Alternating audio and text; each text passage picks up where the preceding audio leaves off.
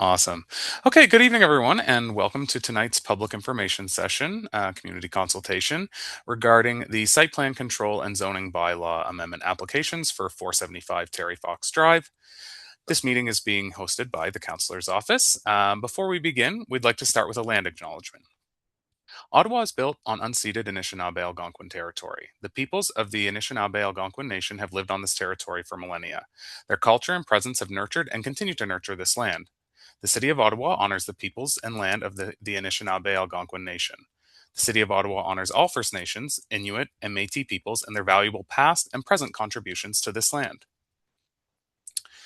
Tonight's meeting will proceed as follows.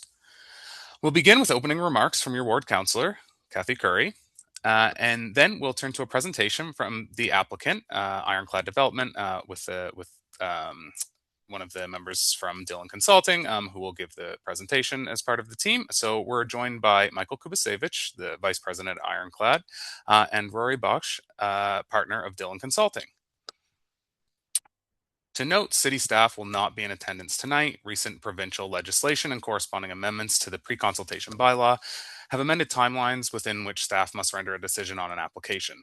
This information session is not required by the city in the application process and has been provided at the discretion and agreement of the applicant. Following this, the floor will open to questions from the public.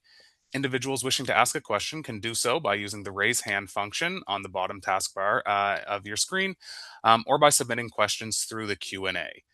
Those raising their hands will be queued, and we'll do the ask to unmute you, and then you'll have to click to accept that, and then you'll be given 2 minutes to formulate and ask your question, and we'll notify you when you have about 30 seconds left. We'll be sharing a timer on the screen. And then we'll kind of be alternating between some oral questions and written questions. Now, in order to access the Q&A, you may have to go on kind of on the bottom of your screen and click on the three dots or kind of the circle that says more, and then it'll come up with a list of a few different options, and then you'll click on Q&A, and then you can write your questions there. Other than that, any outstanding questions can be directed to the counselor's office, who will help facilitate an answer following the session, as well as the planner on file, who's Amanda Davidson. But we'll give you that information later. But without further ado, Councillor Curry, please go ahead. Thank you very much, Peter, and thanks, Peter and Nick, here on the screen, both from the Kanata North Office for organizing this meeting and coordinating all of it. Thank you very much for doing that, because it is a lot of work. You know, it seems somewhat seamless when we get going here, but it is a lot of work behind the scenes. So thanks for doing that. I also really wanted to thank Rory and Michael here in Ironclad Development and Dillon Consulting, because, as Peter said, this is not that common, really. I mean, we have new legislation at the province that has shortened timelines for development applications. And I'm not sure everyone who's here tonight, if you were in our earliest consultation was almost over a year ago, was in January 2025. That wasn't normal either, because that was a gift. And I made that point at the time that that's not how developers usually work. Usually they give us quite a few months notice, but to give us this much notice from January 2025 and then to have a second session tonight is rare. So I really appreciate you taking the time to do this. I know you really appreciate it as well, because you want to hear from the community, but I will tell you that you may not see this going forward with other developers. So I really appreciate us having this opportunity. I also want to thank all of the people from Kanata North, or if you're not from Kanata North, wherever you're from, for attending tonight, because it is important to have your say. It is important to learn about what you may end up seeing and then take the time to give feedback. So now is one of your opportunities. The last session was one of your opportunities. You've had the ability to write in and give your feedback already. And then this file will come to Planning Committee on April the 15th, and you would have an opportunity then, if you wanted to come, to make a delegation, and you will still have time to send in feedback between now and then, to me, to the planner, and to all the city councilors and or the city councilors that are on Planning Committee. So lots of consultation here, and as I said, this is not that common in our new world of planning and developments today. So I really look forward to hearing what people have to say and what they think, and I look forward to looking at this presentation as well and learning more about it myself. And make sure you ask as many questions as you can. And if you're listening to this as the recorded version, I'm hopeful that you will also send in any feedback you have. It really helps all of us. So I will stop talking now and we will head into the presentation. Thank you very much. And maybe I'll get us into the presentation. Good evening, everybody. My name is Rory Baksh.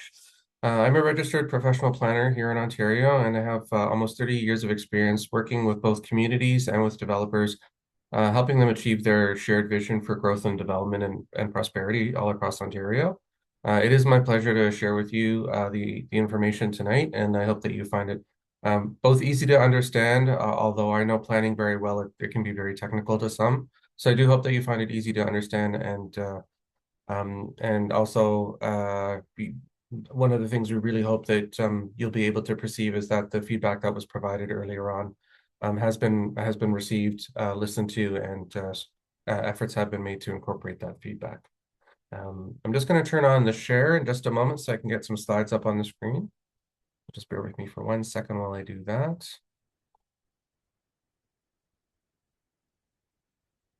And if a member of the Kanata North Office can confirm that's coming up, that would be appreciated. Yes, that's up there now. Thumbs up there, that's super. Okay, and I will advance us forward. Just in terms of introductions, I've already said hello from my side, so maybe I'll do two things. I'll turn it over to Michael so that he can introduce himself, and separately, I'll let our colleagues at the Kanata North office know that our architect, Rob Garvey, should have joined. You should see his name on the list, and then if you can promote him to a presenter, then he'll be able to participate in the way that myself and Michael are able to participate. But Michael, over to you for an introduction. Good evening, everyone. I'd just like to say we're very pleased to be able to participate in this session and learn about the views of the community.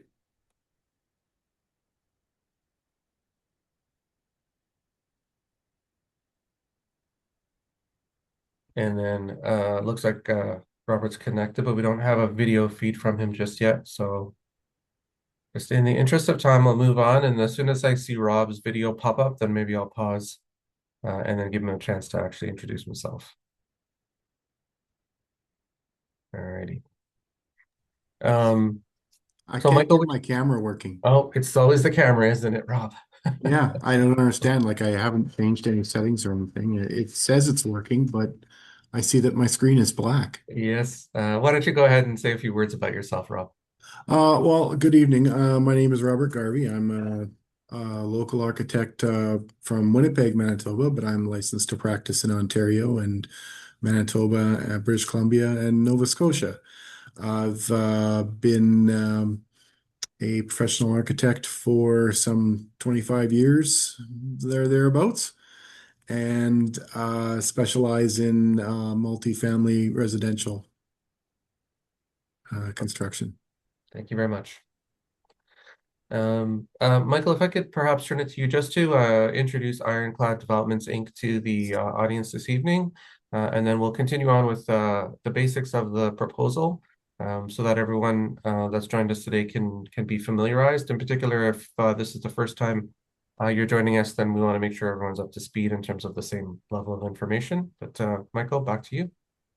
Thank you, Rory. So I think people may recall Ironclad is a company active across Canada. We're based in Manitoba, in Winnipeg. We've done several projects in Ottawa, as are shown on the screen, and also here in Manitoba, in British Columbia, both on Vancouver Island and in the interior. And now we've got projects on the go in Nova Scotia and Saskatchewan as well. We're primarily a mid-rise multifamily rental housing developer, and have some mixed-use projects with some retail. We've been around for 10 years, and and basically that's the story of the company. Thanks very much, Michael. Although you're seeing myself, Michael, and Robert this evening, there are some other consultants that are part of the overall technical team. It requires a fair amount of technical expertise to do development in major Canadian cities. And so I'm glad to be working with a variety of other folks whose names you see on the screen this evening, including Dario, Doug, and Marietta. All right, so as I said, I think the first half of this presentation will just cover the basics and ensure that everyone's up to the same level of information as it relates to what's being proposed. And then I think the last half will probably be the more interesting half for everyone. That's a conversation, a presentation in regards to the information that was presented and the feedback that was received, and then how that feedback has been incorporated into the application that's currently before the city. It really does matter. Ironclad's a little bit of a different developer, as you've already heard from Councillor Curry. They actually care about engagement and consultation, and they want to be collaborative. And then that's not how all developers behave. Many of them behave this way, but I think Ironclad is outstanding in their approach to wanting to work with communities and constituents. So your opinion does matter, and we hope that you'll be excited to see some of the before and after pictures we have to show in a few more minutes from now. Just for a bit of an orientation, the property itself is located on the corner of Kanata Avenue and Terry Fox Drive. The municipal address is 475 Terry Fox Drive, as many of you may know. And you're probably familiar with the site if you've ever filled up for gas at the Shell station. It's that empty parcel that's just sitting there across from this Shell station. It's been undeveloped for a very, very long time. It's about 3 acres in size for those of you that still remember the imperial system, and for those of us that were raised a metric, it's 1.23 hectares in size. It's close to Kanata Center, and it's in an area of Kanata where there's a variety of different housing already. And it's nice to see that there's a variety of housing in this area, and this particular development can contribute to increasing the variety and diversity of housing. Noteworthy across all of Ontario is the province sets the basic ground rules for how planning and development is supposed to happen. And that package of ground rules is something called a provincial planning statement. And the direction from the province in the most recent version of this that was issued in 2024 is they want to see more housing and they want to see more density in cities. That is the provincial direction to all communities in Ontario. And so every community that I'm aware of and that I'm working with is striving to meet that requirement from the province through the work that they're doing in their planning and in their zoning and in their review of development. Of course, the city it does have the ability to be the architect of its destiny, and it does that through a variety of different instruments. The most important of that for today's conversation is the official plan. The official plan explains how the city is expected to grow and develop and identifies where various forms of development are going to happen. In the terms of the official plan, this area falls into something called the Suburban Transect Policy Area. And what this says is that this is a suburban area. It's not a super urban area like downtown, and it's not like way out in, a distant suburban area such as Greeley. This area has its unique kind of shape and form to it that is more conducive to being understood as a suburban community, with the opportunity to see some mid-rise development happening. And that can happen through the course of a rezoning. And that's an important dimension in terms of the application that's being submitted to the city, because it definitely follows that tenet of the official plan. So this is a little bit more of a zoom in on the official plan. And then the other important piece to helping to achieve what the city wants is its regulatory tool for development and growth, and that's the zoning bylaw. And so again, just to kind of recognize that the official plan does allow for 5 to 7 stories of development along minor corridors. And the interesting thing is that the zoning bylaw that's currently in force right now hasn't 100% caught up to what the official plan intends to do. So the site still has a local commercial zoning on it from a long time ago, originally anticipating that the site may have had some small scale retail or some other stores and services on there. And so while there's an opportunity to have mid-rise development, the site is not automatically zoned for that to happen. That's one of the reasons why Ironclad has to be seeking rezoning for this particular development. But as you've heard me say, the official plan is amenable to the concept of rezoning the property to allow a mid-rise development. So we're just making sure we're getting all of these pieces lined up together. There's a lot of stuff on this slide because I wanted to make sure that you see the full information. This slide is one that was presented back in January, and I'll offer a quick recap of it. And again, it's about the change in the zoning or the rezoning application. So Ironclad has to make an application to the city. It has to request that the city change the zoning on the property from local commercial to a residential category. The city's zoning bylaw has quite a number of different residential categories, so Ironclad has to choose the appropriate category that allows it to do the development that is considered appropriate for the site. And so the selection is the residential 5th density zone. And then further to that, in the city's zoning bylaw, there are subzones. So if you look at the lower half of the screen, you'll actually notice in that colored band, it says subzone AA. And that's intentional. It's a framework within the city that says it's going to be residential. It's going to be basically mid-rise. And then some of the parameters that apply to the shape and form that this mid-rise is going to take and the expectations for what's allowed on the lot are fall into a set of requirements that are grouped together in subzone AA. And so the requirements include building height of 6 stories, front and corner side yards ranging from 2.5 to 3 meters, interior side yard range of 1.2 meters, and a rear yard of 3 meters. So that just essentially says the building has to kind of tuck in away from the property lines. It can't just be built right to the property lines. There's requirements for minimum landscaped area and also requirements for both resident and visitor parking, vehicular parking, plus requirement for bicycle parking. And all of those need to be complied with as in order to meet the requirements of R5 AA. And Ironclad's proposal has been basically designed to meet the R5 AA requirements. And so that's the ultimate intention to reclassify the property from a local commercial zoning to residential 5th density AA, and then to have the development that meets the requirements of the zoning bylaw. So in terms of where the process is, this has been a bit of work for probably about 2 years now, I'd say, because the first outreach from Ironclad to the city, as I understand it, was back in September 2024 before I personally got involved.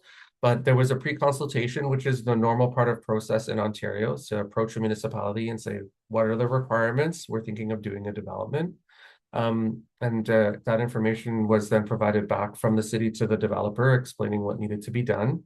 And then for those of you that attended the January 2025 public information session, there was a consultation of this kind explaining a proposed concept, a proposed development, and aiming to gather some community feedback. In the passage of time, Ironclad has completed all of the work. Rob's done the architectural design, Marietta's done the landscaping. Other technical work has been completed, such as traffic analysis to make sure that we're handling the cars and there's a appropriate parking layout and all those things. And all of that's turned into the formal application for the city. So that application has been submitted and it's been deemed complete. And what that means is the city has looked at the material that it received and said there's enough here for us to process this application and move it forward. So it is in the city with staff right now. They've provided notification that this application is with the city and is with staff. And as you look down the chart on the left-hand side, you'll see that there's a star and that identifies where we are right now. So we're just in the stage of the technical review with city staff expecting to provide feedback in the space of maybe a week or so. And we are at our community consultation this evening, March 31st, 2026. Just to elaborate a little bit further on the range of different things that have been submitted, you'll see a list on the far right-hand side of the screen. So quite a number of different studies, technical drawings and plans have to be submitted to the City of Ottawa for the city to then be satisfied that the development is suitable and will be permitted. So a wide variety of things relating to water, wastewater, stormwater, noise, traffic, and then a whole bunch of different drawings as it relates to the design of the buildings and the landscaping. It's all of those have been submitted and are on file. And at the end of the presentation, I will provide you with the link to the files on the city's website. Should any of you be interested in looking up that information or curious to see what they say, please stay tuned for the very, very last slide. I will have both of the links available for you. And then we'll take a second to make sure that everyone can jot them down. Again, if you are interested, the information is readily available. As the process moves forward, I'll just cover off the last one or two bits. The staff will make a recommendation to Planning and Housing Committee, and assuming Planning and Housing Committee accepts that recommendation, that will move on to a council agenda, and then council will do the final step. They will basically approve the rezoning application, and that would bring us to the end of the rezoning process. Now, you heard me say that there's a site plan as well, and you can see at the top of the diagram on the left-hand side of the screen that it says rezoning and site plan. So there's actually two types of applications that have been submitted, and they're being processed in parallel. And so that's just happening in a seamless fashion between Ironclad and the City of Ottawa. They're just coordinating those two types of applications. One is to deal with the rezoning, as you heard me explain a few moments ago, and the site plan is just to make sure that the design and the layout of the development and all of the technical aspects of it are appropriate. And so those two things are being coordinated. That's the halfway point on the presentation, covering the subject matter, what's happening with the official plan and the zoning, and various matters related to process. And so what I'll do now is I'll shift gears into the latter half of the presentation and speak to the feedback that was received, and then how it's been integrated into the documents that are currently on file at the city and are being reviewed right now. So a quick summary of the feedback that was received. It includes concerns were raised in regards to the density on the site. And so density is, to decode that word, it's the feeling of how large something is, how tall something can be. And so there was concerns related to that were expressed. And density can also simply mean just the amount of units that are on a particular property.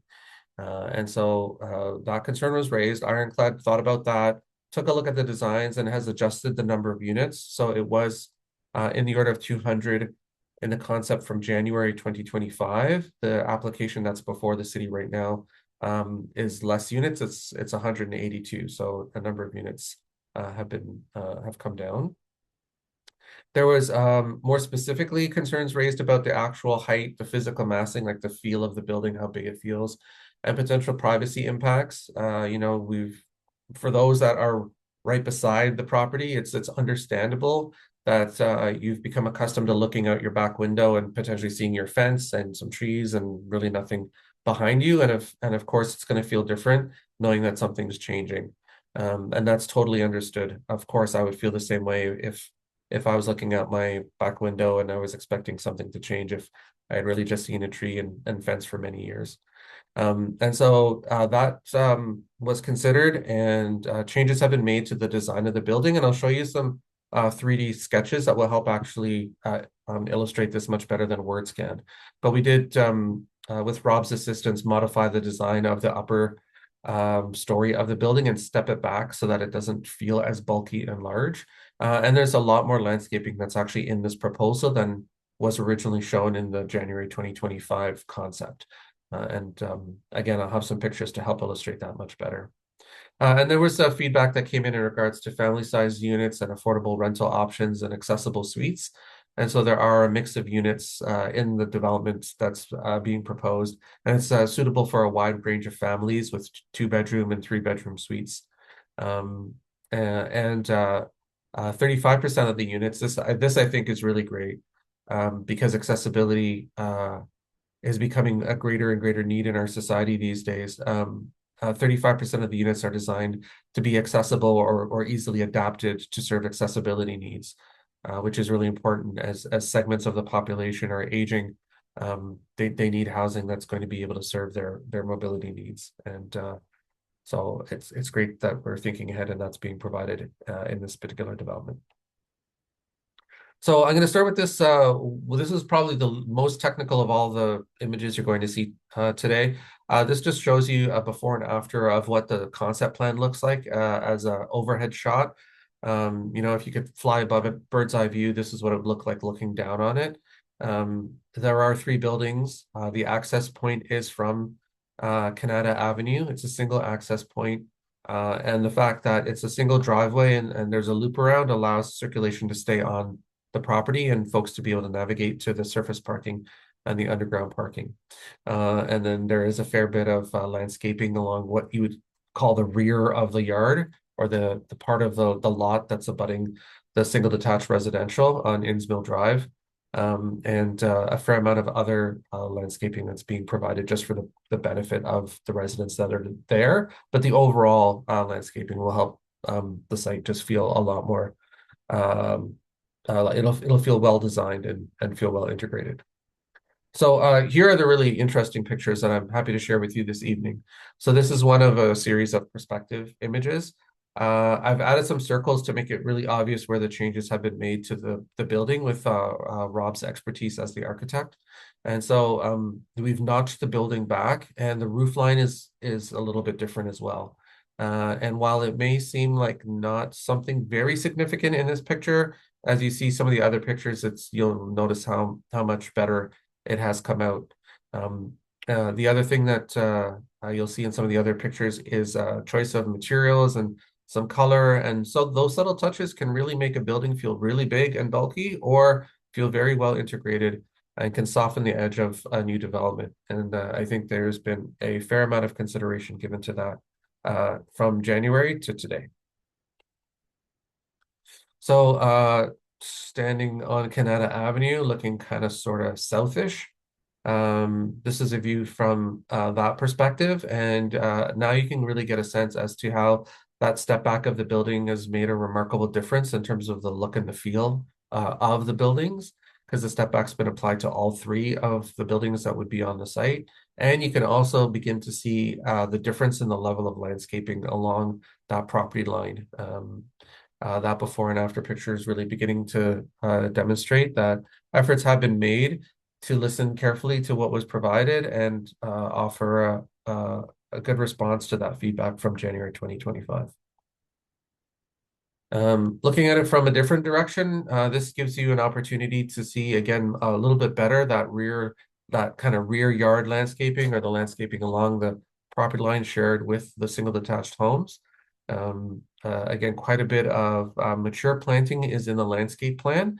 I actually looked at it just before getting online this evening, and I believe there's like about just shy of 20 trees that are specified by the landscape architect that would be quite significant in size, like upwards of 40 feet once they get to maturity. So very, very substantial mature landscaping will be on this property and will really make it feel well integrated into the community because the community enjoys a lot of established tree canopy. And the overall tree canopy on the site, as these trees grow and mature, will feel very rich and full, and again, will feel integrated. And this is perhaps maybe the most telling of all of the pictures. What you'll see in the difference between the before and the after is really, again, this level of investment on the landscaping. And because there are some existing mature trees in the area, you get a chance to see in the after picture, there's like fully rendered trees and then kind of faded trees. And so the faded trees kind of give you a sense as to what's there already. So there are existing trees. And then the rendered trees, the ones that are in full color, those give you a sense as to what the additional planting is going to be like. And again, once you give these trees 2 or 3 seasons, they need a season to really get strong after being replanted. And then they're going to start really growing. The level of landscaping, the quality of the landscaping will be very, very remarkable in a positive way. So just going to change direction and look at the site from overhead one more time. This is on the Terry Fox perspective. And again, just I think in this particular case, demonstrating that these are not simple block buildings, they're not plain rectangles, and I think that's very important. Demonstrates a level of diligence by the developer and the architect in wanting to do something, that is context sensitive to design. They've set back the balconies, so everybody that has a balcony has access to fresh air and that good space. But because the balconies are integrated into the building, it doesn't feel like it's protruding, into the space. And because they're suggested different materials and different colors across the building, again, it breaks up the size of the building and doesn't make it feel as big and blocky as a simple slab of a single color of brick would feel. And again, it's the subtle touches that can be applied to building design that really make the difference. And again, as things mature, everything will feel a lot more integrated. The last thing I wanted to share with you is before and after of something that had been presented in January of 2025. And as you've seen us do, we do want to show the before and after. We want to show you what you saw in January 2025. We want to show you what the thing looks like today. So this is September in 4 o'clock p.m. And it shows what the shadow cast of the building would look like. Now, because we haven't dropped the size of the building down from 6 stories to 3 stories, you're not going to see a remarkable change in the shadow. So if you look very carefully, you'll see a very, very slight change in the shadow. The thing I will say, though, is that we have to bear in mind that along the back property line, there will be those large mature trees. So what will actually be cast is a combination of the building plus the trees themselves casting a little bit of shade.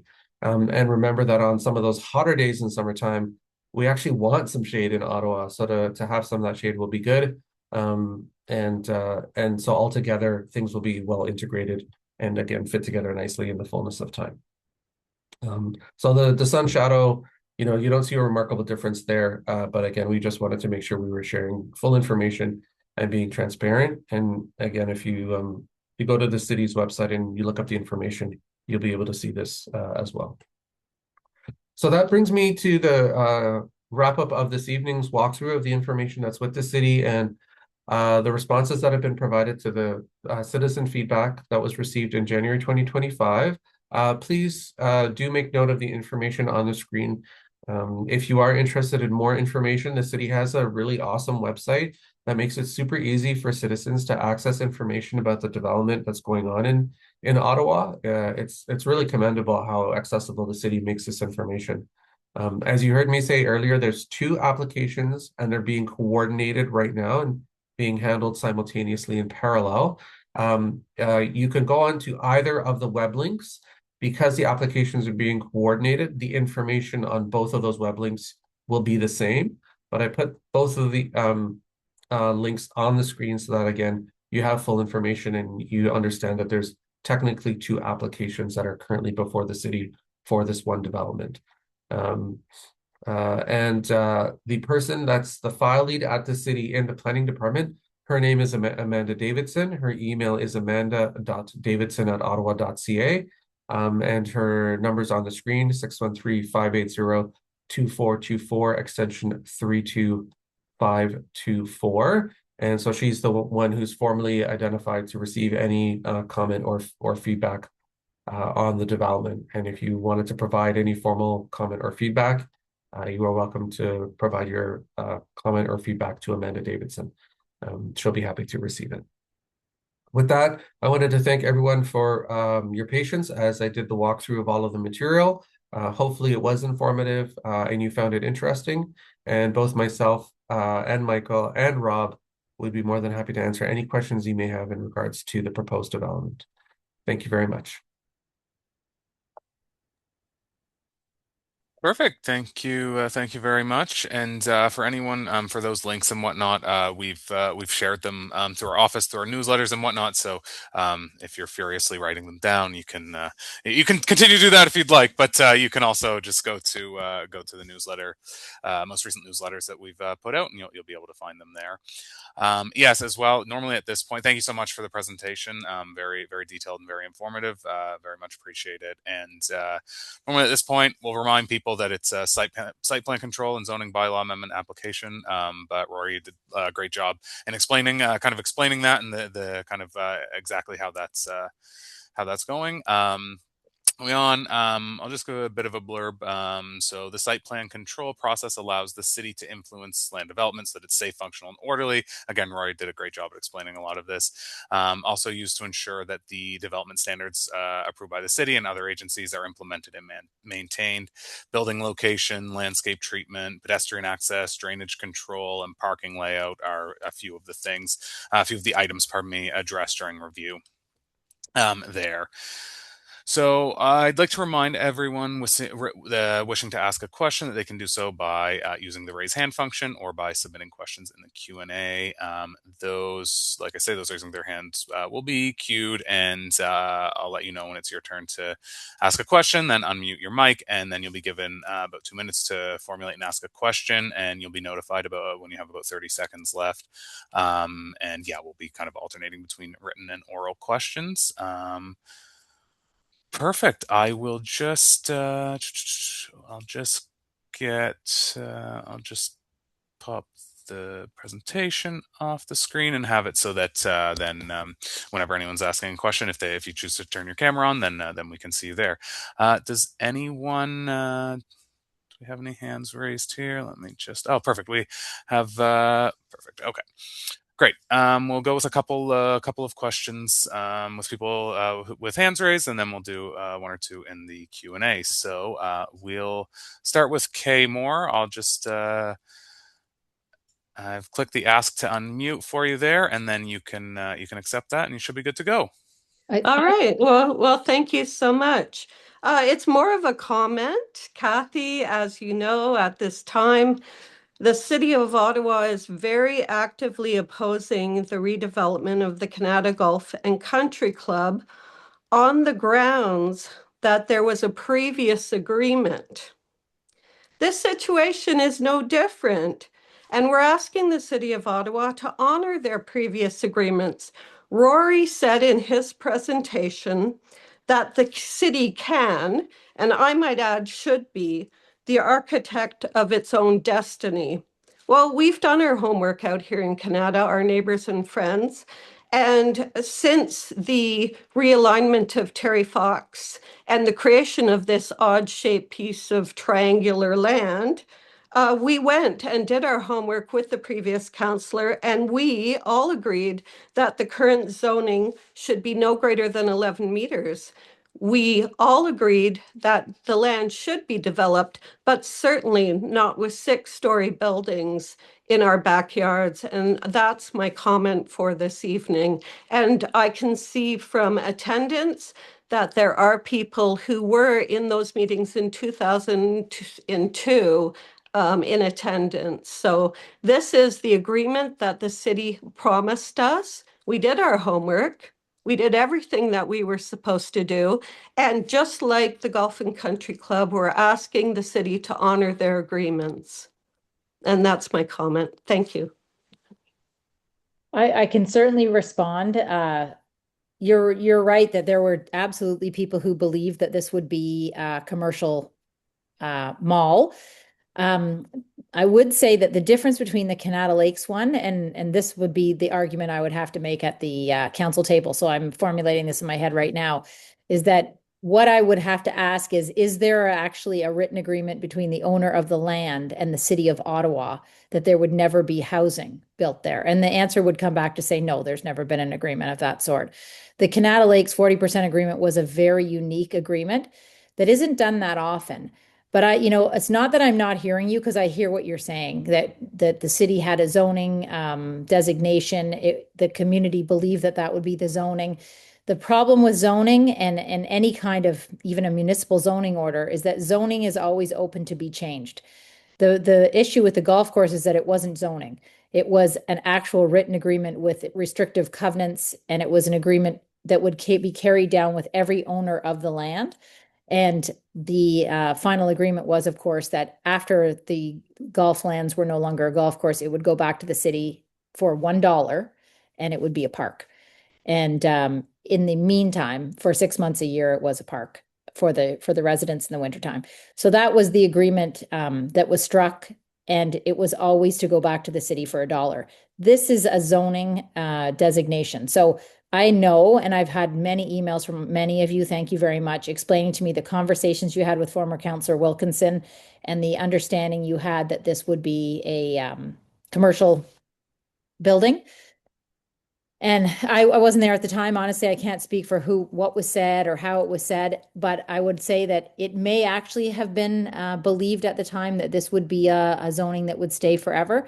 But so much has changed in the province. So much has changed with the direction to city staff that it's where everyone is actually adapting to the changes in real time. A big announcement was even made yesterday that our planning staff are now scrambling to try to understand that will be applied shortly. So believe me, I hear you. And this is not rare that residents will come and say, we understood this, the zoning was this, and now it's being changed. But the only thing I'm saying is just that Kanata Lakes situation was extremely unique. And I wouldn't be making the point that I wouldn't be able to say at the planning committee table that this is the same thing. So believe me, I hear you. And it's frustrating when you expect something to stay some way forever and it's not. But it's not an argument that I can make that is the same. I just would want to make that clear. Okay, perfect. Thank you for both the question and the answer on that one. We'll move next to John McGregor. I'll click the ask to unmute and perfect. I think you're good to go there now, John. You have a couple minutes. Hi there, Peter. Thanks. Am I able to share a screen here? Oh. Let me see if I can do that. I don't think I can do that. If you have one or two images that you wanted to, Yeah, just have an overhead view, an image. Okay. Maybe John can send them to you, Peter. That's what I'm thinking. Or yeah, okay. John, I think you have my email, correct, John? Yeah. If you want to email them to me, and then we'll pop you back on the rotation once I have them and can share them. Does that work for you? Yeah, that's fine. I'll turn it to the next person, and in the meantime, I'll mail you those photos. Perfect. Sounds good. Thanks. Yeah, no worries. Okay, perfect. So we'll move on to Lucas next. I'll click the unmute there, and perfect. You should be good to go, Lucas. Can you hear me? We can hear you. Yeah, sounds good. Just one double Perfect. check. My comment or and question, I should say, is that with Ironclad developers, the organization with the current the one on Fernbank at Eagleson, because given they're proposing a decent quite amount of vegetation on the property, this at the corner of this what we're talking about today, that not to be criticizing or criticizing or judging. It just I appreciate all the vegetation, but what is the method you're gonna ensure all those vegetation will survive despite it with all the inconsistency of rain and natural rain, and so it's and is if there's enough sun for all those different there's vegetation to be growing properly, and because I noticed that the one at the at the Eagleson one they had they I think they had originally some trees along, I think, on the fern bank, but then it's been a while since I've been there, but I think you removed them. So what are you gonna, it doesn't seem like you're not gonna do the same thing on this because it's nice to have trees, but if you're not gonna remove them over time, I guess I don't know if there was a complaint from the residents of the building that it was too close to the building or, but it's, and to like those, the ones that on the back property line, just to make sure if you really want to have um, uh, them to grow, is do like a sprinkler system or really maintenance plan with watering every once in a while or someone. I would like to have a if the response for the developer if possible. I'll try to offer an answer. Maybe what I'll do first to frame an answer is offer a recap of in the way that I heard the question. So I think I heard three parts. The first one was, what are we doing in regards to existing trees that are on the site? The second is what's happening as it relates to how landscaping is going to be provided. And the third one is what's the maintenance regime to ensure that the landscaping is healthy and thriving in the years to come. So the first part of the answer is related to what's happening with the existing trees on the site. For every major development that happens in the city requires a developer to provide a tree conservation report, and that is done by a licensed professional. It's done by an arborist. So that report is available, and it's on the website, on the city's website. If you follow the link, that arborist has inventoried all the trees that are on the property, and then in accordance with the rules of the city, have identified which trees must be protected, and which ones can be removed. There are a handful of unhealthy trees because of the impact of the emerald ash borer. And so those unhealthy trees in the tree conservation report are identified for removal. Many of the trees that are on the site are identified to remain and be protected. So that's part one of the answer.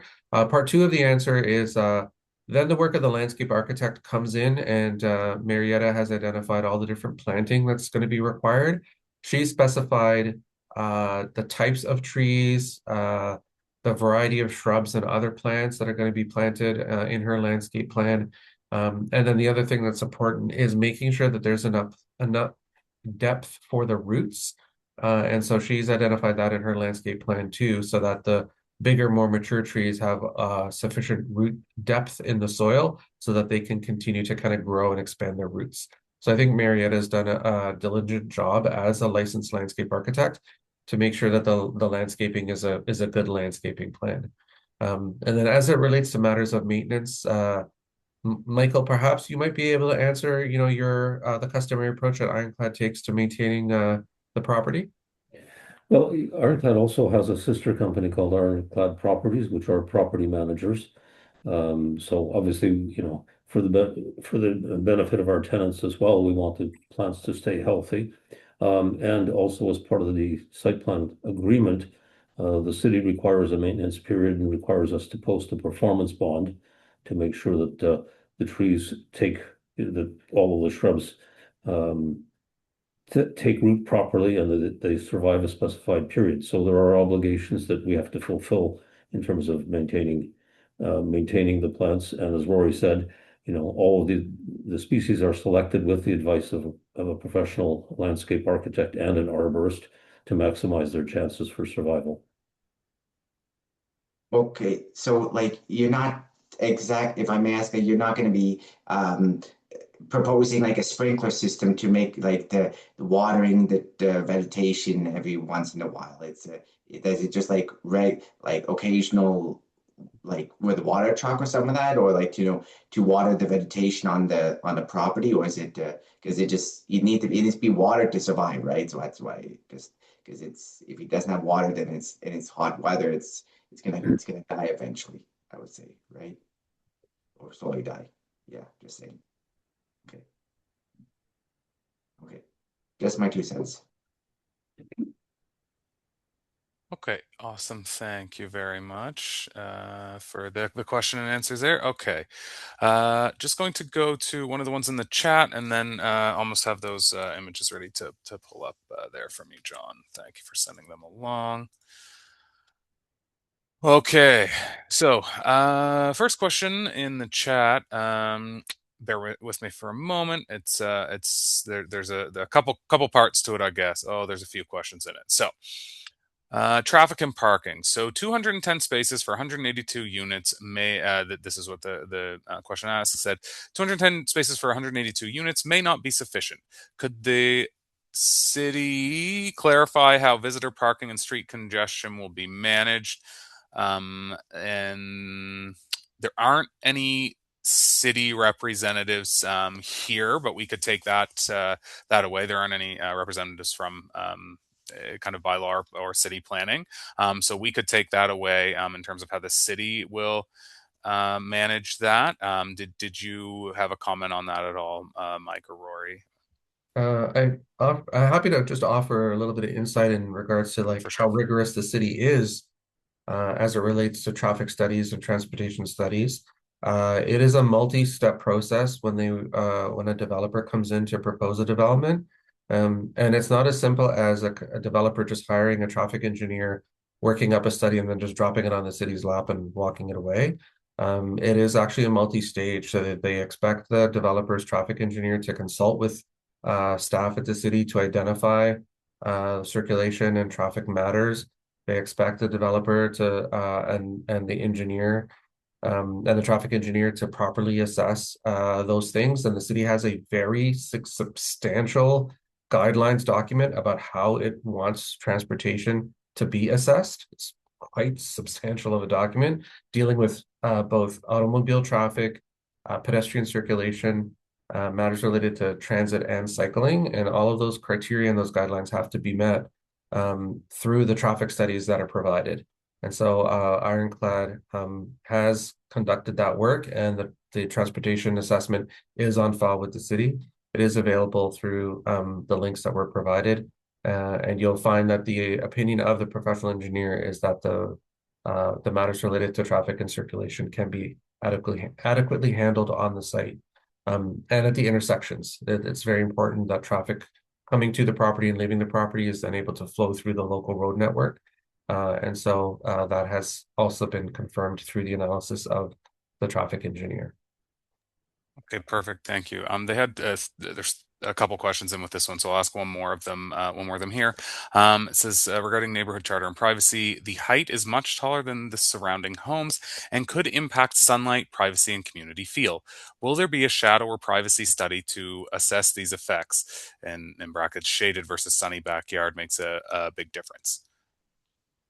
Yes, as was presented in the second to last slide, we did have a before picture and an after picture. So the before picture was of the concept from January 2025, and the after picture shows the shade analysis for the currently proposed development that's before the city.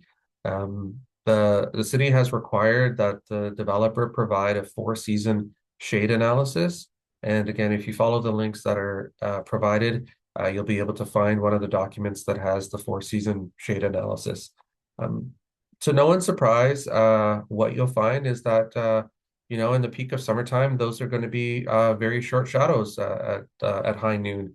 And then what you'll find in December and in through the winter months is that there'll be shadow cast that moves very quickly, because think about what happens in the evenings. We go from dusk to night very fast here in Ottawa. And so we have to also consider the seasonality when we think about shade and shadow. Um, there is a shadow cast created by the building. What Ironclad has attempted to do is to push that building as far towards Kanata Avenue and Terry Fox Drive as possible in order to minimize the amount of cast that the shadows can make, given the size of the buildings. And I think that's a fair compromise for this particular development. Not every development I've seen has been able to navigate the building around the property in the way that this one has. And so I think these buildings are well positioned for the unique shape of the site, which is triangular in shape. Okay, just on that, we'll do this one last one from the Q&A right now, just since it's kind Sure. of bouncing off that. Another question in the chat in the Q&A is, what alternatives did you study with lower height? I'm not able to answer that one. I am going to look to my colleagues, Michael and Robert. Not sure if you have an opportunity to offer any insight there.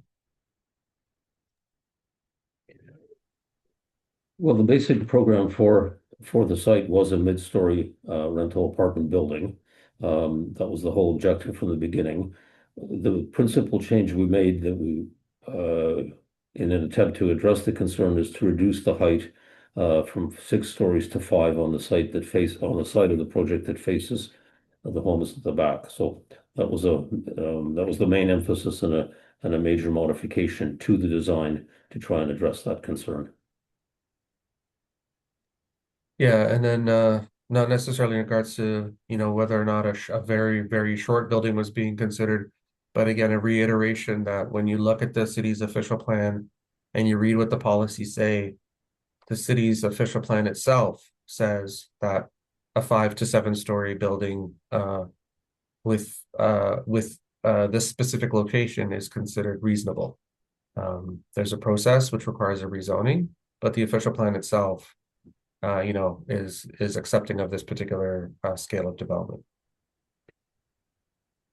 You know, and that's a very good point. And as investors look at sites to acquire for housing, they look to documents like the community's official plan for guidance as to what the community has expressed it wants to see.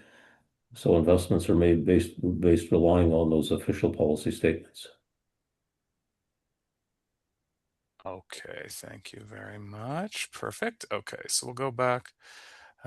Sorry, Rob, I'll just promote you there so that you have the ability now. I see your camera's working again. That's great. Perfect.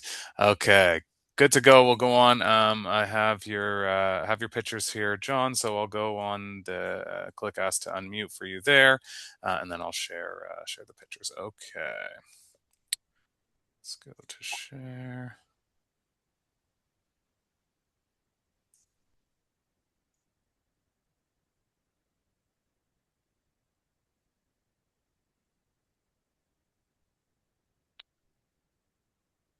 Perfect. So have the first picture up there now, John.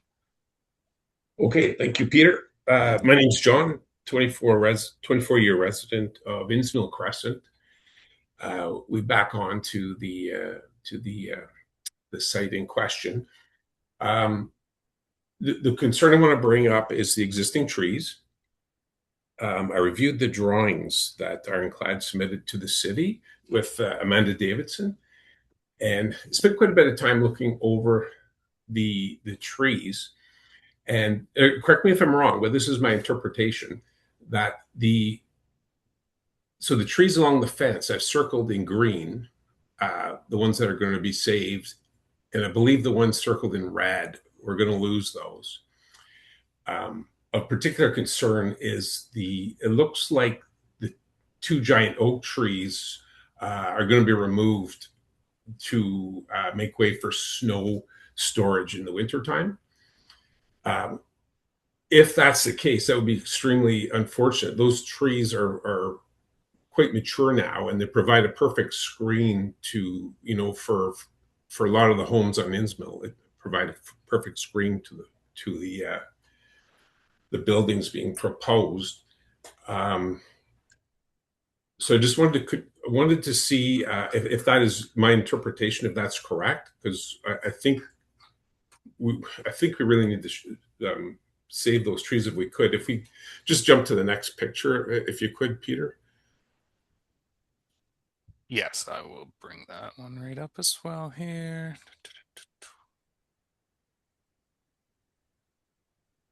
There we go. Should be up now. I'll zoom in a little bit. There we go. So went out the other day. Yeah, exactly. So this is an example. In the summer, of course, the canopy's in full growth, and it provides a very effective screen, and really object to losing those trees. I want to see if there's a way we can save those at all costs. And then back to the other one, Peter. The other thing that I see from the drawings is there going to be a retaining wall along the outside of the fence that appears it'll be cutting into the critical root zone of the existing trees that are that are trying to be saved. And I just wanted to hear your comments on that. If you think that the retaining wall would be invasive enough to kill those trees, or do you think they'll survive the process?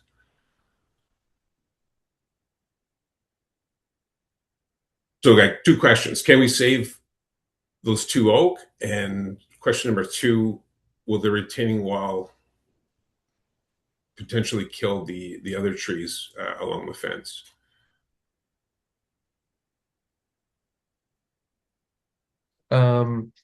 I have to admit that this very specific matters related to the trees are outside of my area of expertise. It would require either the arborist and or the landscape architect to really offer a definitive answer to you, Mr. McGregor. We're happy to receive the comment and take it back. As you were speaking, I was kind of scanning the arborist report, trying to triangulate the exact same trees myself, and simultaneously looking at the landscape plan. What I was able to do in just very short order is understand that Marietta, as a landscape architect, we're proposing some quite significant plantings and some quite large trees. Specifically, how it relates to the oaks that you've identified, I can't say for sure because I just simply haven't been able to make the one-to-one comparison in a few moments that I have. Right, But, right. with your grace, we are more than happy to take that away and try to gather an answer for you, and then route that back in your direction as a courtesy. Please, I'd really like to see those saved, and of course the ones that it looks like you're trying to save, it would really like to understand that the retaining wall isn't going to end up killing them. And I certainly do appreciate new trees or additional trees being planted. Of course, it takes, like, is you're going to plant really big trees out of the gate? I mean, we all know it takes 10, 15 years for a tree to get to a decent size. Yes, in my experience with development, the tree nurseries can provide trees up to a certain caliber. That's their technical term for the width of the trunk. And then those are brought to site and planted. And then they do require a bit of time to mature. Quite similar to the tree that I lost in front of my house, which was a 70-year-old tree that was in the city boulevard. Unfortunately, the emerald ash borer got to that one. The city, sadly had to cut it down. Thankfully, a few years later, the city was able to replant the tree, and it's been about just shy of a decade. I don't think we're at full 10 years, but it's a pretty beautiful tree. And the city has some pretty good choices for species that thrive in this particular climatic region. And so Marietta's also made some very good choices, from what I understand, in terms of trees that will thrive in Ottawa's climactic zone. So yeah, they will go in. They're not going to look like 40 or 50-year-old trees. That's the simple reality of it. But in time, they will grow up and they will full out, and I believe they would be very, very beautiful tree canopy that will come to fruition. Thank you. Appreciate listening to my comments. And I think at the end of the day, nobody's happy with the idea of a 6-story building. And the trees go a long way to breaking up that monstrosity. And I would say on the plus side, your redesign imaging is a much more attractive building than the original proposal. So I will definitely give you that. Thanks. I won't take credit for that. I'll give that credit to Rob. Yeah. Perfect. Thank you. Thank you both. Okay, moving on. We'll go to Feng Lu next, and I will just go to unmute you there now. Okay. Perfect. Yeah, Yes. three. Yeah, I have three short questions. The first two is for Kathy. By your experience, how long for the city to approve or refuse this proposal? That's first question. Second is, are you gonna to vote yes or no for this proposal?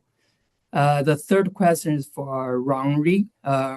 Ronri, so what is the earliest possible date for if city unfortunately approve for the construction start? Thank you. Just thank you very much. Just before anyone answers as well, the just having an issue with the timer, so we'll let people know if they've been, once it's about 2 minutes. Not that you were at all by any means. Just wanted to let people know. So, yeah, perfect. We can go ahead with the answers there. Okay, so Feng, what we understand is that this is coming to Planning Committee on April 15th. We don't know what the city staff's recommendation will be. So it's a little bit challenging for me to answer what I will vote. One of the purposes of this meeting tonight is for me to hear from residents.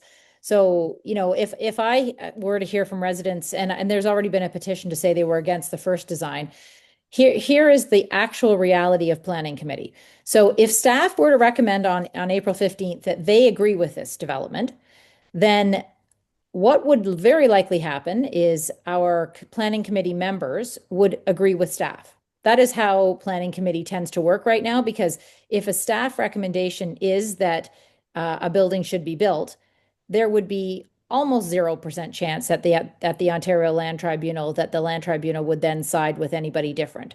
We've seen this in many cases at the city, and it used to be in the case many years ago that the city would go to the Ontario Land Tribunal and argue against a case, even if they had, or our planner would argue against case, even if the city had voted in favor of it. And sometimes the Ontario Land Tribunal would agree with, the community or the planner that was arguing against.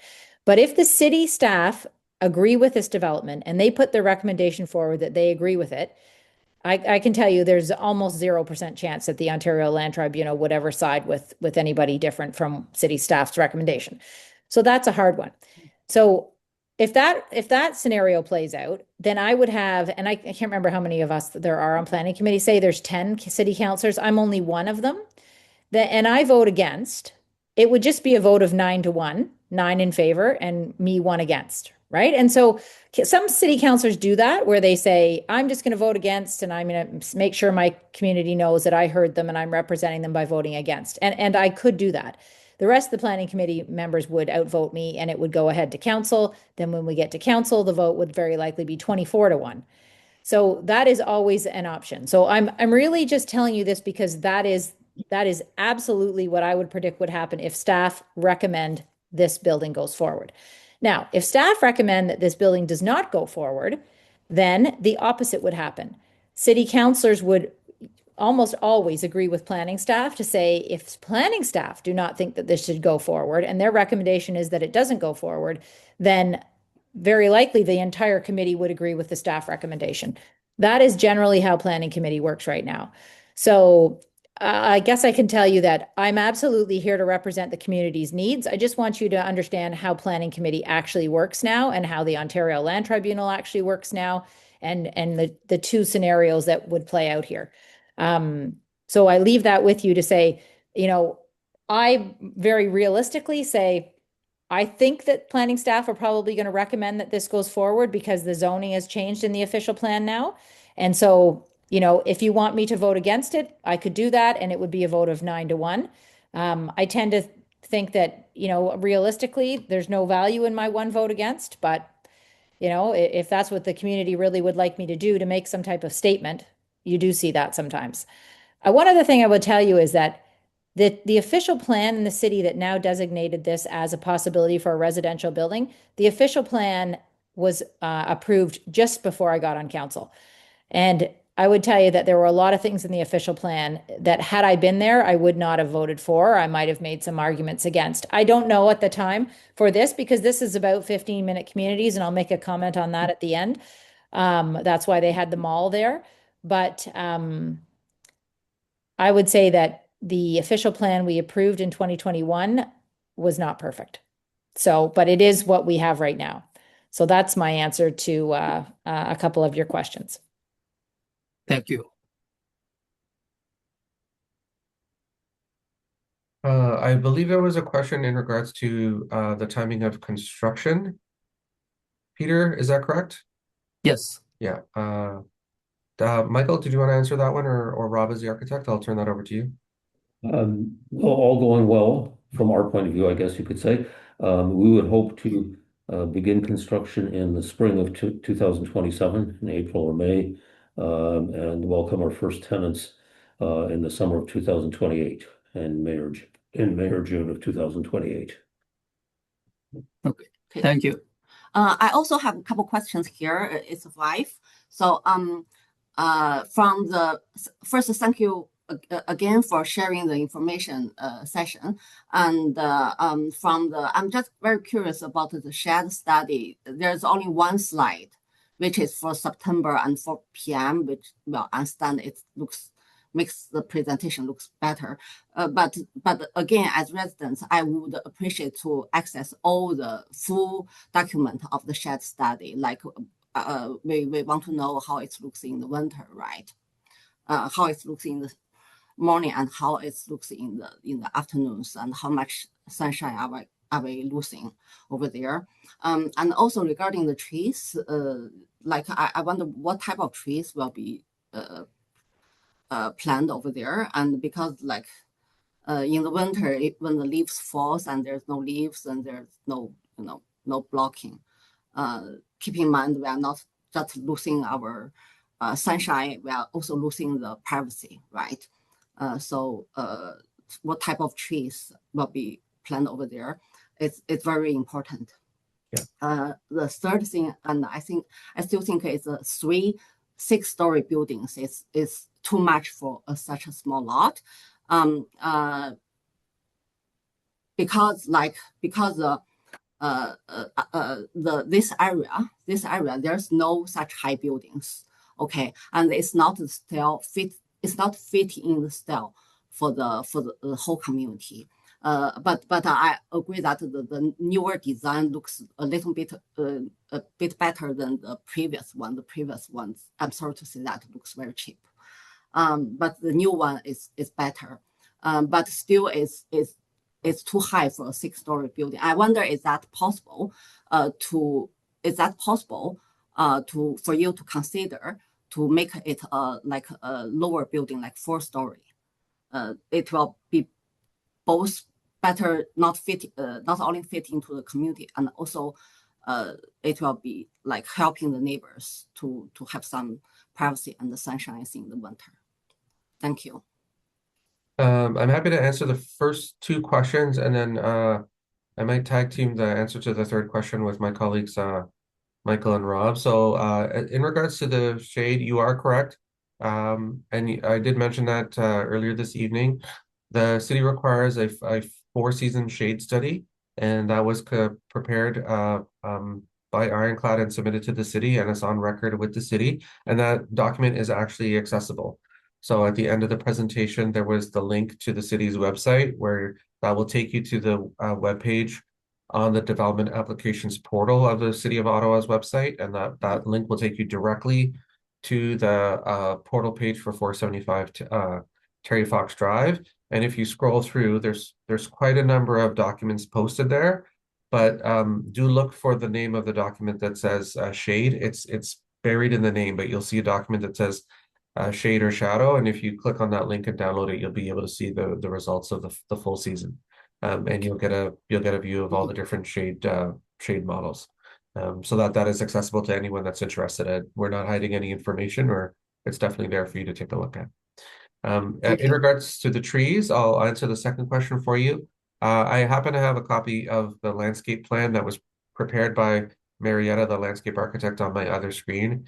There are both a combination of coniferous and deciduous trees. So the coniferous ones are like the pine trees that keep their leaves and their needles throughout the year, and the deciduous ones are the ones that will drop the leaves. And she's come up with a planting plan that allows for a combination of both of those types of trees. If I do the math very quickly in my head, there is a total of 28 large trees that would grow to a height of over 14 meters. So that's about 40 feet in the fullness of time. And of those large trees, 11 would be coniferous and 17 are going to be deciduous.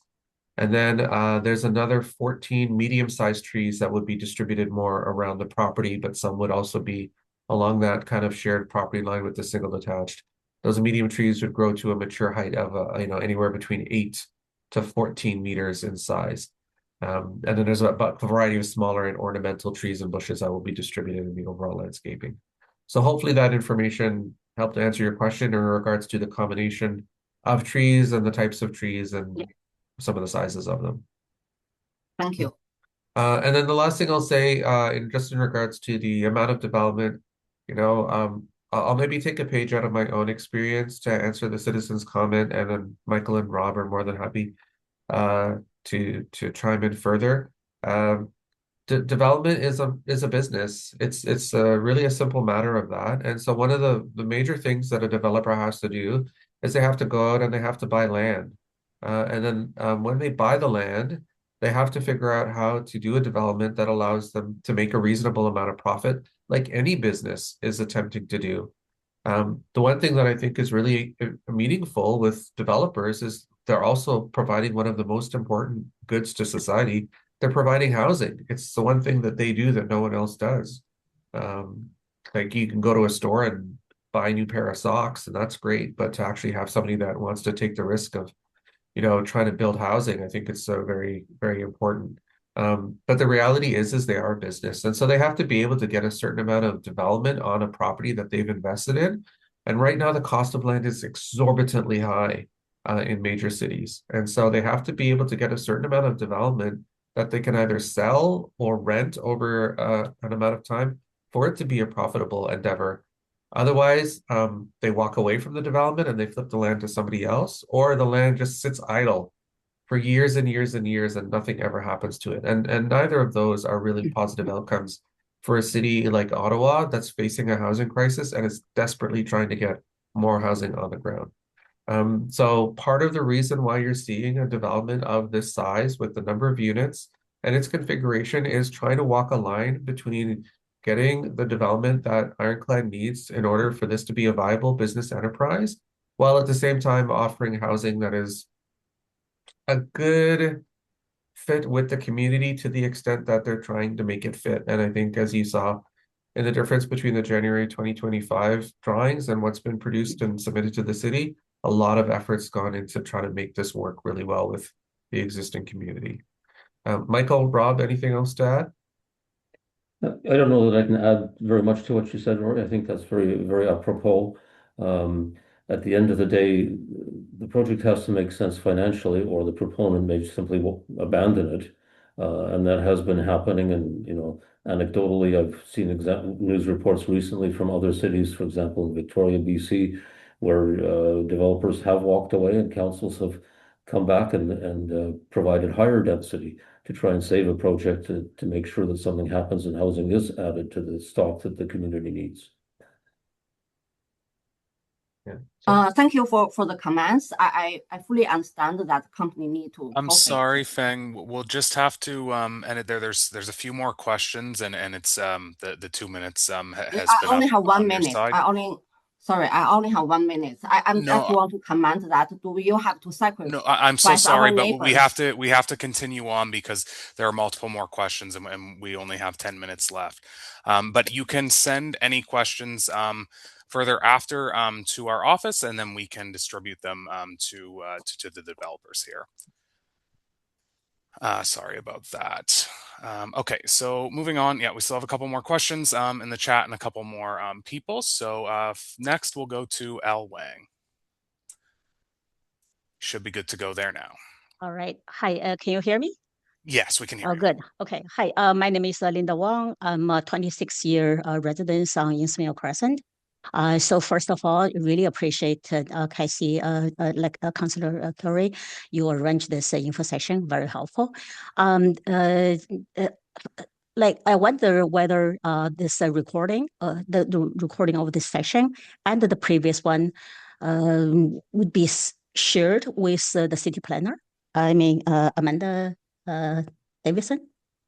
So let me just say that what we do is we say to our planners, we're going to be recording this. She does not have to watch this, but every planner we've had so far has said, I would like you to send me the link and I would like to be able to see it.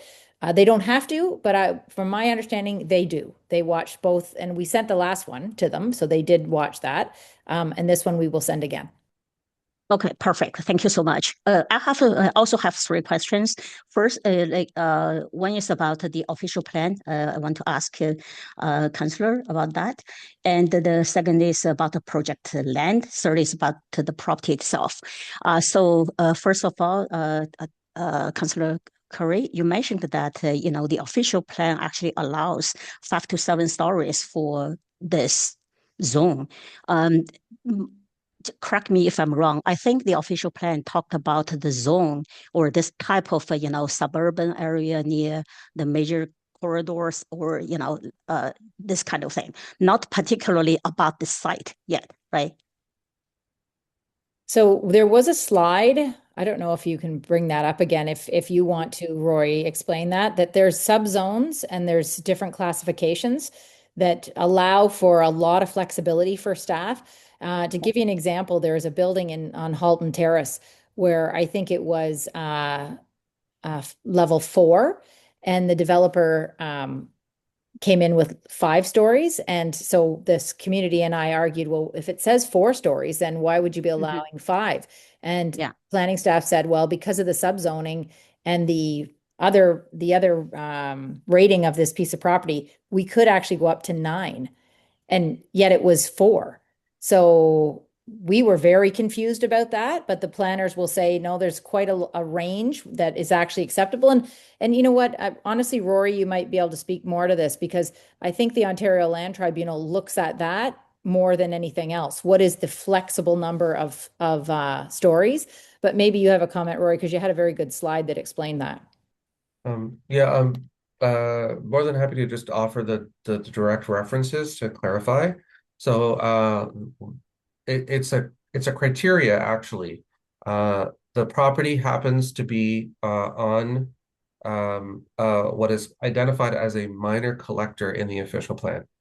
That's the important dynamic. And because it happens to be on a minor collector, the official plan provides this leeway. It provides and encourages development to be a little bit more dense, a little bit taller, and that basically is good common sense planning. We typically, as planners, when we think about communities and neighborhoods, we try to do low density stuff within like the core of a neighborhood. Then as you move outwards and outwards to the major streets, the planners, including myself, we try to encourage things to get a little bit more dense. And the reason for that is if we're trying to, in particular, get folks to use transit, it's really better to have more people close to the corridors so they can get on the bus or other modes of transportation. That's like the basic paradigm behind it. And so if you wanted to look into the official plan and dig into it, I can give you the exact reference. The exact reference, if you open the official plan document, it's policy 5.4.1 bracket 2. That policy is the one that deals with this matter relating to doing 5 to 7 stories on a minor corridor. And that's what opens the door for this rezoning. And that's the support that the official plan is offering Ironclad to pursue this particular proposed development. Okay, thank you. I think you confirmed my perception that like the official plan 5 to 7 story, it actually applies to this type of minor corridor situation, but not specifically about this site. For this particular site, I think we're looking at a infill situation, a small piece of land, and understand that the developer is trying to maximize the number of units for appropriate business return, and that's fine. Okay, um, the next question, probably also for Cassie, Kanata. Like based on my own observation, I am very familiar with the provincial housing policy with regard to intensification, like rezoning, rapid housing development, that kind of thing. But Kanata, based on my own observation, there were a fair amount of housing development, multi-unit development, especially rental. Just wonder, the intensification, the purpose of intensification policy, is that really urgently need for such a infill situation?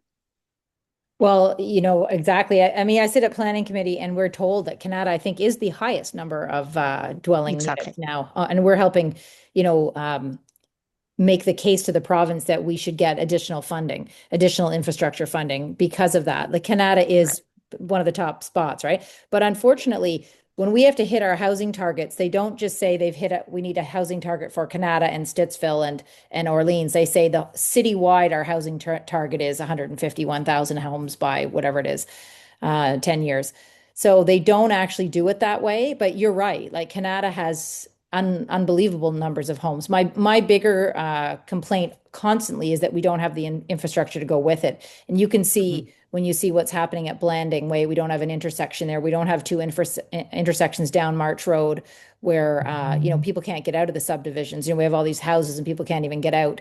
We have all kinds of issues. People want to widen Campo Drive. We want to widen Kanata Avenue. Want to put another interchange on the highway because of how much housing is going on in Kanata. It is a very high number, but it unfortunately it's not looked at that way, and that province doesn't look at it that way either. They just look at Ottawa's numbers. Okay, thank you. Yeah, I think we should all understand that with this infill situation, all these concerns, traffic, infrastructure, everything, is they are very, very real, very challenging. So I appreciate, Rory, your comment about the project land. So maybe the question is for Michael. A very simple one. Have you purchased the project land? I beg your pardon? Have you finalized the acquisition of the project land? I'm sorry, I didn't understand. Have we? Okay. Have you finalized the purchase of the project land? No, we have not. Okay, you haven't. Okay, appreciate the honesty. Okay, my third question. That was 3 there, and the 2 minutes is up. I'm so sorry. Like I say, if you have any further questions, then they can come into you can send them along, and we can send them along to the developer. Peter, actually, I think this question probably, I think the developers would want to answer this. Okay. So I'm so sorry. We have. What kind of affordability? I'm so sorry. I'm so sorry. We have questions. We're basically at our time, and we have questions. So we just have to move right along very quickly to the next person. We're moving along to Wayne Chen now. Perfect. I've done the ask to unmute, and you can go now, Wayne. Okay. Hi, this is Wayne. Thank you. First, I would like to thank Casey for she's speaking that if she was there, she would not support the change of this land purpose. Okay, Casey, I appreciate it. And that's to the best interest of the local community. And second, thank you, Laurie, for present us a much beautified plan. And it's better than the original one. We appreciate that. Again, come back to Casey. We see this is a political decision when the city tries to change the land use purpose. And we see it's a business objective for the developer to maximize their profit. And that's why we see in such a small piece of land, they are trying to put in a 6-story, 3 6-story buildings and accommodate near 200 units. So there's a question here. When Casey, you say you will stand with the community and vote against this plan if the community, the residents ask you to. And there's 9 other community members that will vote. So my question, and actually my understanding is, you are representing the interest of the residents, but the 9 other committee members may not know, may not understand, or may not represent the interest of this local community. And that's why, again, I would speak to my neighborhoods, my fellow neighbors, that we need to talk to these other 9 members and tell them our concerns and tell them our reasons. So when I talk to my community members, we understand we can accept a 3-story or even 4-story buildings in that small piece of land because that could accommodate the density and maintain the life of quality of life for this local community. When a 6-story building kicks in and 200 units, maybe 600 people move into this small community, we will facing overcrowding, we will facing heavy traffic, and we could face other issues, right? And also the question again is about what kind of affordability level are these buildings are. We see certain cities, certain places. Okay, that's you 2 minutes there, Wayne. Yeah, you have buildings, you have rooms, apartments, may rented for 2 people, and there could be 6, 7, 8 people move in. And finally, this kind of situation ruined this community. And we want to get some answer about that. How do you control that a room, an apartment was not overcrowded and was not overcrowding this? I think there was kind of two questions there. One in just generally related to the height of the building. The question about the number of units and the height of the building. I will say this. The concept that was provided in January 2025 showed 200 units. And the concept that's currently before the city is less than that. It's 180. I apologize, the number doesn't come to me right away. It's a few units less. So Ironclad has actually made a concession in terms of the number of units. They could have decided to just stick with 200, but they haven't. They've actually reduced the number of units. So I think that shows good faith on behalf of this particular developer, because I have seen other developers who wouldn't have budged from a number. I understand that there are citizens who would rather see shorter buildings. Again, I'll go back to the policies that were approved by council in the official plan. It establishes a desire of council, and council has said if, based on what the city planners have said and how this plan is set up, if we're in a suburban transect, which we are, but we happen to be on a minor collector, you're allowed to go up to 5 to 7 stories. And so this building is not the maximum of 7, it's staying within the range, and it lands at 6, with an understanding that the upper floor is only half of a full floor, because they've attempted to create a setback, and that's credit to Rob in terms of his ability to try to create a sensitive design there. As it relates to, who rents the building and those types of things, that's nothing that we can control through a development review and approval process in Ontario. It's not something we can control through zoning. We can't control that through site plan. That's a matter of how a building is leased. And that falls into a whole different set of legislation and other things that we simply can't do anything about that through the course of the processes related to site plan and rezoning. Okay, thank you very much on that. Okay, so we're over time now. I'm just going to, I have one quick question from the chat, and then beyond that, YZ, I'll have you go. I'll ask you to unmute. I'm going to just ask the last question, and then I'll go to YZ, and that's kind of all that all that we have time for. Like I say, we're already over time now. So the last question in the chat is. There are a few more, but like I say, we won't be able to get to them, unfortunately, but this was asked earlier. So for changing it to for original intents and services, this site was originally zoned for commercial uses and neighborhood amenities/services. Changing to high density residential removes opportunities for local services. How does this align with the city's planning goals for mixed-use development and the 15-minute neighborhood principle, which aims to keep shops and services within walking distance? I'll make a comment on that. I mean, what I understand staff have said in the past, I have not heard what they've had to say on this file, is they would look at this and say, if they put 182 or allow 182 units here, these people would be able to walk across the street to services because there's a mall right across. So they would have less than 15-minute community.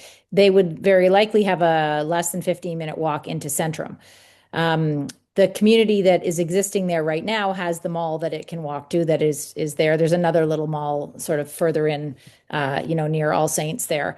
They would argue that there are some 15-minute, there are some services that are fairly close and within 15 minutes. So, and of course, the new development would have less than that because it's across the road. That's what I imagine the argument would be. I can understand that they wanted to have a mall there, so there would be even more services.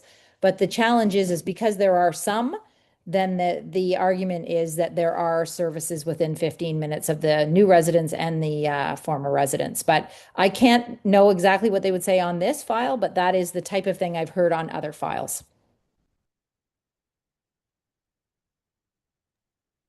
Perfect. Okay, great. And then, okay, so perfect.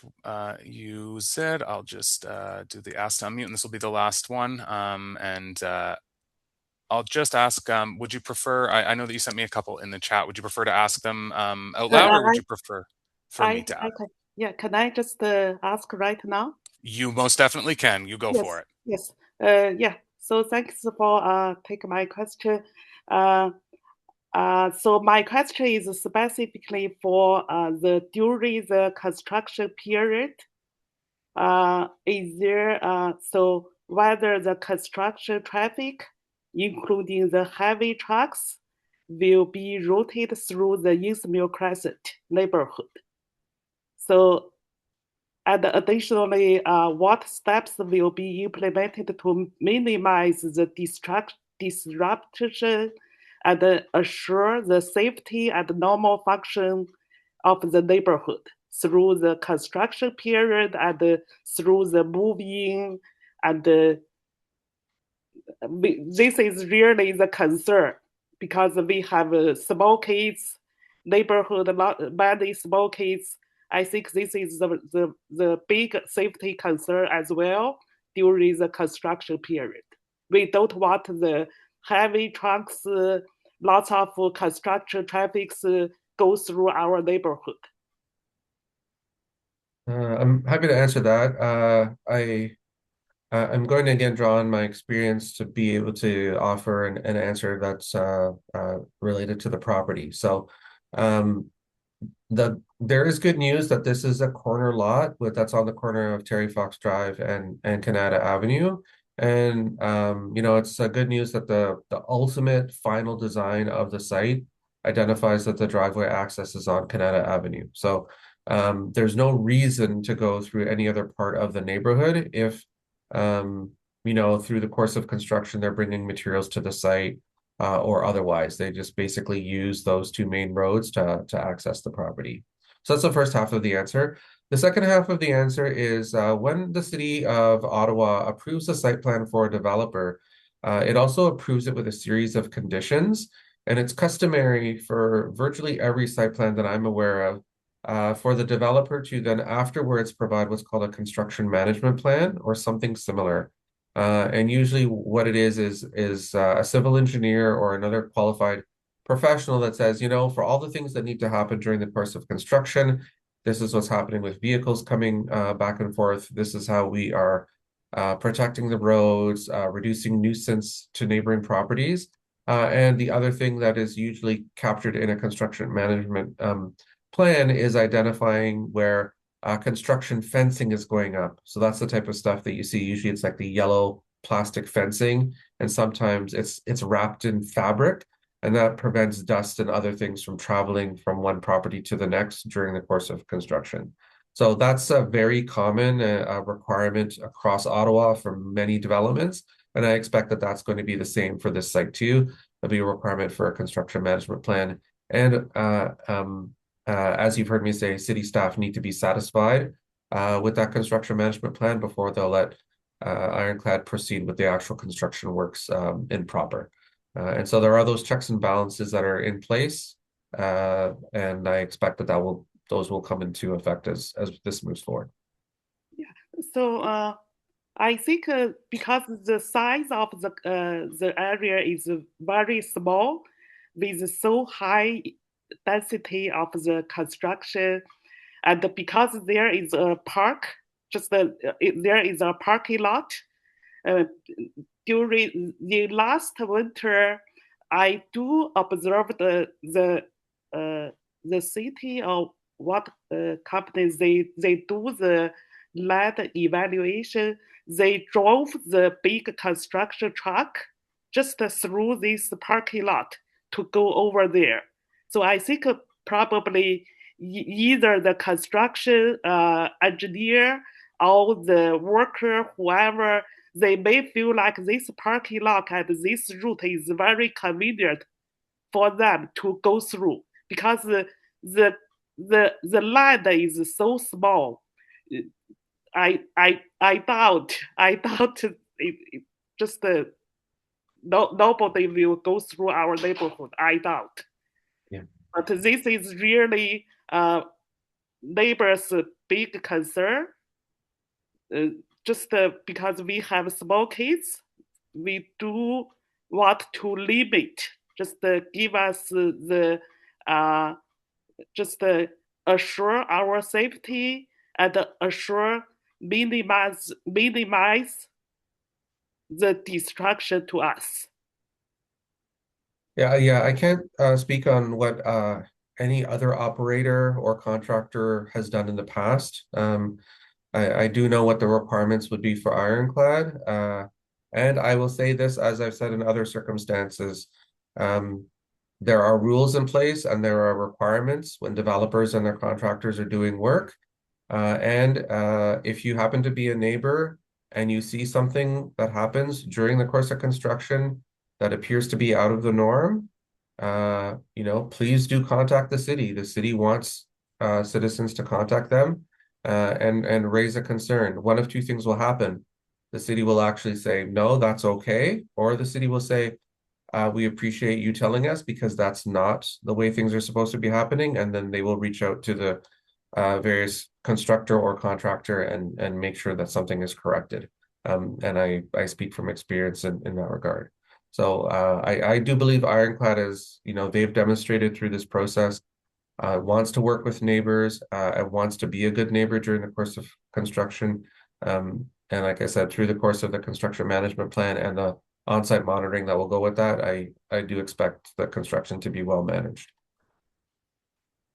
Hopefully that So helps. the only if something happen, if we are not happy with the big truck park in front of our just our house, the only way we need to contact with the city, or is there any way we can communicate? So, and I'll answer that. So, what normally happens is if that's happening in your neighborhood, you contact 311 or you contact me directly, and we can go through counselors 311, which gets 311 to react almost instantly. So, if that were to ever happen, or if that's happening right now, absolutely 311 or let us know, Kathy.curry@ottawa.ca, and we will get our 311 staff on that immediately. Okay, okay, thank you. Thank you Thank so much to make sure our safety. Yeah. Awesome. Thank you very much. Okay, perfect. So, Counselor Curry, did you have anything that you wanted to say for wrapping up here? Yeah, I just want to make a couple of comments that we didn't really touch on. So, one of the residents made a comment about the parking units, 210 for 182 units, 210 spaces. I will just tell you as a general comment, we are seeing applications come through Planning Committee. You will not believe this, where there are zero parking units. Zero. We've seen ones where, there may be 182 units and there's 25 spots. So that is not what we're seeing in Canada, thank goodness. But I can tell you that when this comes to planning committee, my fellow councillor colleagues will say 210 parking spaces is too much. And I would have to argue that that is absolutely not too much in Canada. So I'm glad to see that because that's a recognition that Canada is different from other places in the city. But I can tell you right now that parking will be something that my fellow colleagues, when this comes to planning committee, will talk about. The shade analysis, so I'm hoping that you heard that is online and that's something that people can go and see for all the months of the year. The 15-minute neighborhoods comment, I made that comment. The official plan, absolutely, it can go, you can look at that online and see what has happened. One of the challenges we're seeing, and even with the announcement today, is the province is wanting to have more control over official plans by cities. They're not even liking that we're doing more unique things. So they're wanting to see sort of standardized official plans, just regardless of whether it's Ottawa or Timmins, Ontario. So we will see how that follows. I did see there were a couple of other questions. Just I see Lucas asking about the central park for the dogs in the middle. That's absolutely a question you should send into our city planners. Amanda Davidson, you saw the email address. She's the person that you could write in and send that question to. Believe me, we do not want to cut anybody off in these public meetings. It's just that Peter has to have the balance of trying to get everybody's questions in. So thanks, Peter, for doing that. I'm sorry if you didn't get to finish your question, but believe me, we would like to have all the time in the world, but we do have to be fair. And, this is a late event for everybody as well.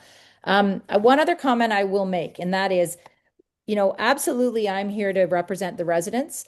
The challenge that I have is that I also have other residents that will tell me we need more housing in this city. We need more housing that's affordable. We need different types of housing, more 3-bedroom apartments. So I just say that to you, that it's very hard for me to say that unanimously any group of people anywhere is saying the same thing. So that is challenging for me. But as I said, I will absolutely do everything I can to represent the interests of this community. I'm hopeful that you'll get much more information about some of the questions that weren't answered when staff actually make their recommendation, because there will be a fulsome report attached to that recommendation. Then there will be a presentation at Planning Committee where you can listen to staff talk about why their recommendation is what it is. Staff have a fulsome presentation to justify their recommendation, whatever it is. So we will inform you of that report when it goes live to Planning Committee that you can read, and would encourage you to come to Planning Committee if you have something you'd like to say directly to the committee. And you can absolutely write to other city councilors who are on that committee and to all city councilors. And their names and addresses are all on the website. So feel free to send in your comments, questions, and feedback to me, to anybody on Planning Committee, to all city councilors, however you would like that to go in.